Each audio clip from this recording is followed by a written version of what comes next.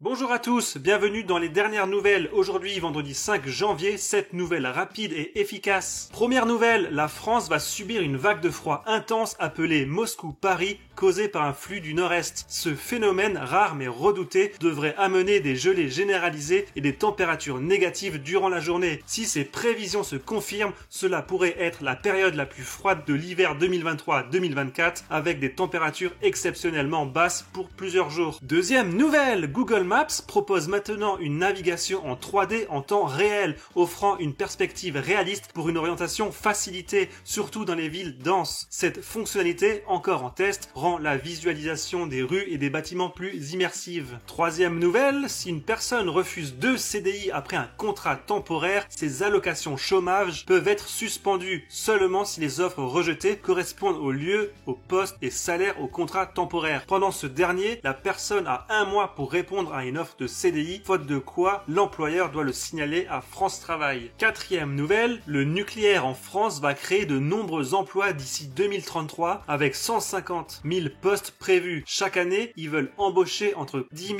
et 15 000 personnes, principalement des ingénieurs. Pour rendre le secteur plus attirant, ils ont lancé des actions comme une université spéciale, des bourses et des événements pour montrer les métiers du nucléaire. Cinquième nouvelle, attention prononciation, Waoshi Takahashi, créateur du manga Olive & Tom ou Captain Tsubasa en version originale, débuté en 1981, annonce la fin de la série après 43 ans. Ses problèmes de santé et les changements dans l'industrie du manga ont motivé cette décision. Bonne retraite à lui. Sixième nouvelle, l'édition 2024 du Dakar vient de commencer en Arabie Saoudite, se déroulant du 5 au 19 janvier. Une mesure inattendue a été instaurée, les véhicules des participants ne peuvent exhiber aucun drapeau national, une première dans l'histoire de cette compétition. Cette décision a pris les pilotes par surprise et certains pensent qu'elle pourrait être liée aux récentes tensions géopolitiques, notamment entre Israël et le Hamas. Septième nouvelle, la Corée du Nord a tiré environ 200 obus au large des îles sud-coréennes, forçant l'évacuation des habitants. La Corée du Sud a dénoncé cette action comme une provocation promettant des mesures en réponse dans un contexte de tensions persistantes entre les deux pays. Merci d'avoir regardé la vidéo, dis-moi ce que tu as aimé ou pas dans les commentaires, like et partage pour soutenir la chaîne, abonne-toi et à très bientôt.